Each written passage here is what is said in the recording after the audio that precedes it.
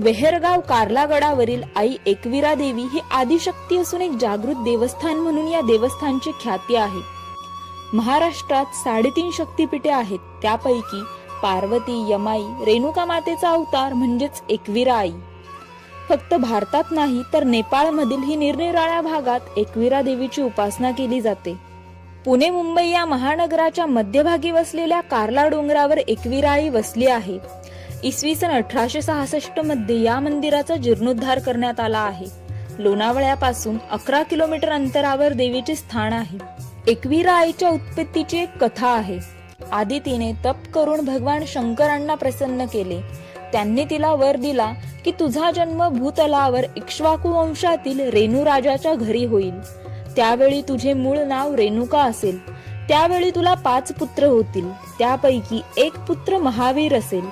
त्याच्या पराक्रमामुळेच तू